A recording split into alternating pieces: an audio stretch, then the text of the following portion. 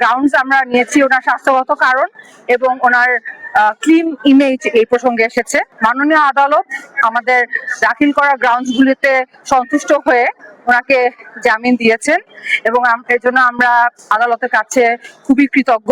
আমি আরেকটা কথা এই প্রসঙ্গে বলতে চাই, এই সরকারের সময় জুডিশিয়ারি যেভাবে কাজ করছে তাতে মনে হচ্ছে যে ওনারা নিরপেক্ষ এবং ওনাদের জুডিশিয়াল মাইন্ড অ্যাপ্লাই করে ওনারা আর কি কাজ করছেন।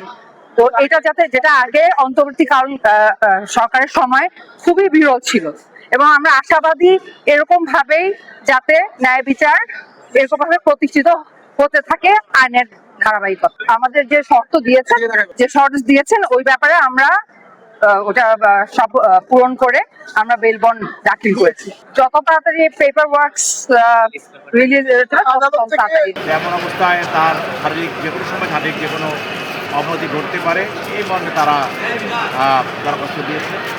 আমরা প্রশাসনের পক্ষ থেকে তার দাবি নির্দেশিত করেছি। আমরা বলেছি যে মামলাটি তদন্তের অবস্থায় আছে, সেই দাবি পেলে মামলাটার তদন্তে ব্যাঘাত ঘটতে পারে। আমরা এই ধরনের বক্তব্য রেখেছি। বিজ্ঞ আদালত উভয় বক্তব্য শোনার পর তাকে পুলিশ রিপোর্ট পর্যন্ত তাকে অন্তর্বর্তীকালীন জামিন